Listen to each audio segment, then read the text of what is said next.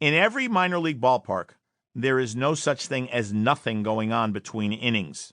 Fans expect entertainment that goes beyond hits, runs, and errors, and they get it. There are all sorts of contests for fans to participate in, and there is always some kind of entertainment going on to distract those in the stands. To put it in perspective, one of the biggest disappointments of the 2012 season in Durham was when George Jetson Night was rained out. In Allentown, one of the more popular fan participation contests is called Whack an Intern. And yes, it is family entertainment, not what you might otherwise think. A large box with 4 holes cut in the top is brought out to the third baseline. 4 of the pigs' summer interns crawl beneath the box. 2 fans are selected and handed plastic bats. Each time an intern pops his head out of one of the 4 holes, the fans attempt to whack him. The fan who connects most is the winner. While almost everyone in the ballpark was paying rapt attention to Whack an Intern, the reliever called into the game by manager Baylor jogged in from the left field bullpen.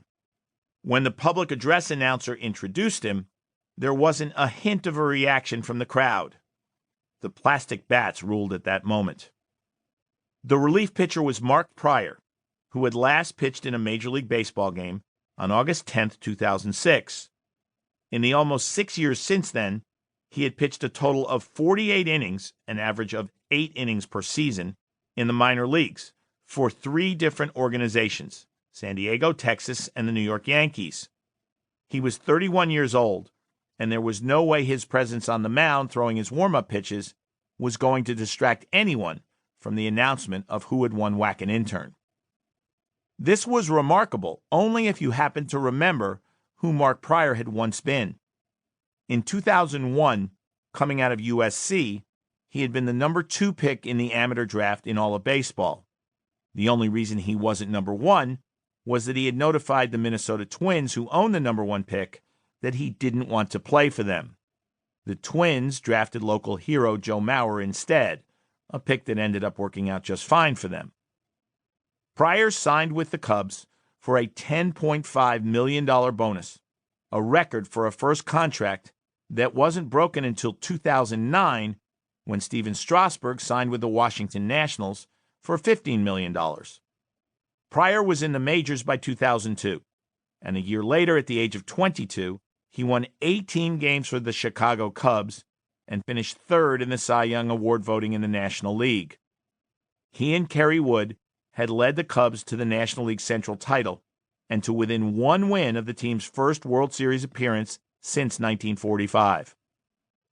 Pryor was the pitcher on the mound during one of the more infamous moments in Cubs history, when Steve Bartman made his grab at Luis Castillo's foul ball in the 8th inning of Game 6 of the League Championship Series that year.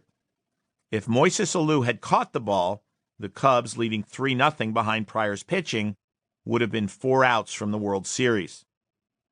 The Cubs never got there, though, and Pryor never became the star he was universally expected to become in the eyes of those who knew baseball. In 2003, Pryor was to the game what Steven Strasburg was to baseball in 2012, except that he'd never had Tommy John surgery on his pitching elbow. For Pryor, the injuries began a year later. A torn Achilles started it, and then they came one after another. He stayed healthy enough to win 11 games with the Cubs in 2005, but went on the disabled list with a strained shoulder in August 2006, after having been on the DL for 2 months earlier in the season. When he did get on the mound that year, he was as miserable as he had been brilliant 3 years earlier, a 1-6 record with a 7.21 ERA.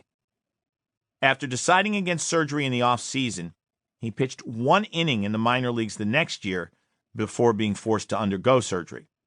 The Cubs released him at the end of 2007, which started his minor league odyssey.